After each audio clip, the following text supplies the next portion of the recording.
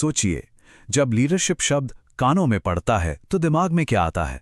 शायद कोई powerful CEO या कोई करिश्माई नेता। आज हम लीडरशिप की इसी आम सोच को थोड़ा कुरेदने वाले हैं और समझने की कोशिश करेंगे कि इसका असली मतलब है क्या।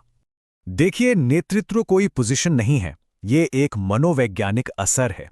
और सच कहूं तो यही वो एक लाइन है जो हमारी आज की पूरी बातचीत का बेस है। असली असर, असली इन्फ्लुएंस किसी टाइटल से नहीं बल्कि साइकोलॉजी से आता है। तो सवाल ये उठता है कि एक बॉस और एक सच्चे लीडर में आखिर फर्क क्या होता है। चलिए इन दोनों की साइकोलॉजी को थोड़ा और गहराई से समझते हैं। एक बॉस वो कंट्रोल करता है, अक्सर डर दिखाकर। उसकी सारी पावर उसकी पोजीशन से आती है। दूसरी तरफ एक लीडर वो प्रेरित करता है, वो इन्फ्लुएंस करता है, और उसका ये असर उसके पद से नहीं बल्कि उसके कैरेक्टर और उसके बर्ताव से पैदा होता है। तो एक सच्चे लीडर का गोल क्या होता है? उनका गोल होता है वॉलंटरी फॉलोअरशिप बनाना। मतलब लोग उन्हें मजबूरी में फॉलो ना करें बल्कि अपनी मर्जी से, भरोसे की वजह से फॉलो करना चुनें। और यकीन मानिए, ये जमीन आसमान का फर्क है। लेकिन सवाल ये है कि यह भरोसा बनता कैसे है? इसकी शुरुआत होती है लीडर की अपनी अंदरूनी दुनिया से।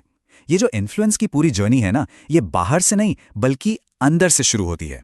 तो फिर असली लीडरशिप शुरू कहां से होती है? इसका सीक्रेट क्या है? और जवाब शायद उतना मुश्किल नहीं है जितना हम सब सोचते हैं। ये शुरू होती है भीतर से।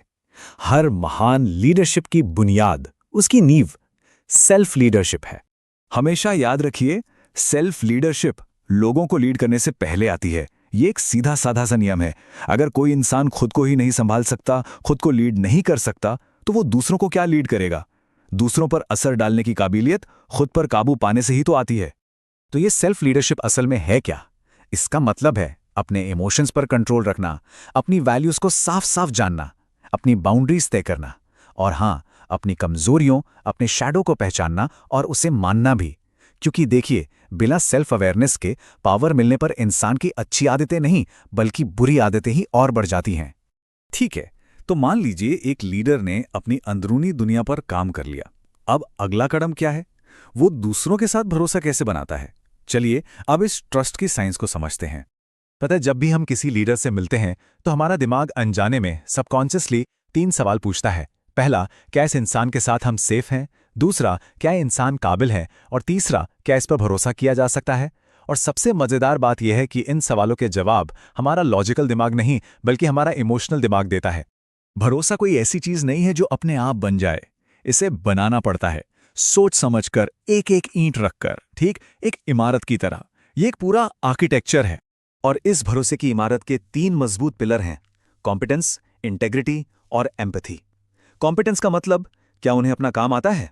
इंटेग्रिटी का मतलब क्या वो जो कहते हैं वही करते भी हैं?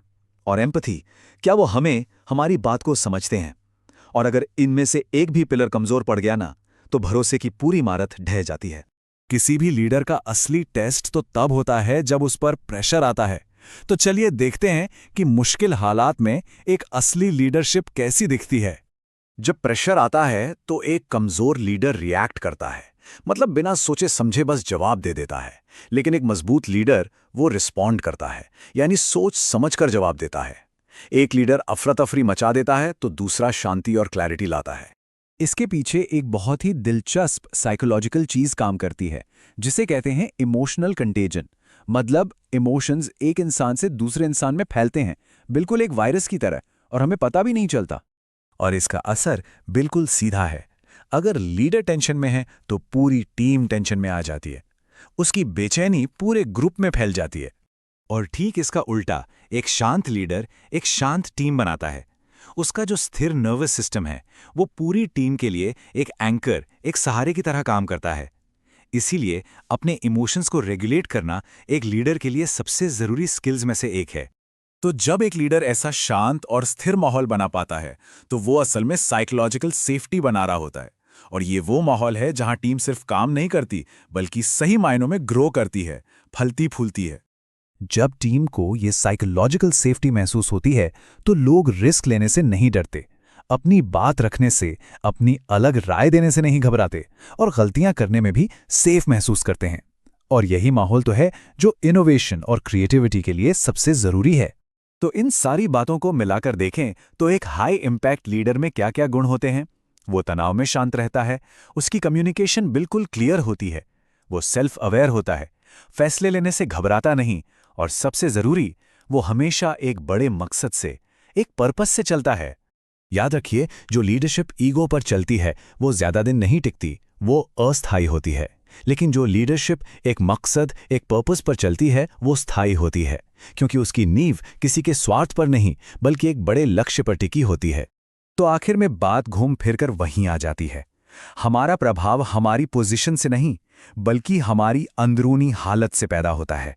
हम अंदर से जो हैं वही दुनिया में हमारा असर तय करता है। लीडरशिप का असली मतलब है लोगों को उनका बेस्ट वर्जन बनने में मदद करना, और इस पूरी प्रोसेस में खुद को भी ना खो देना। तो अब सवाल यह है कि कोई किस तरह का लीडर बनना चाहेगा?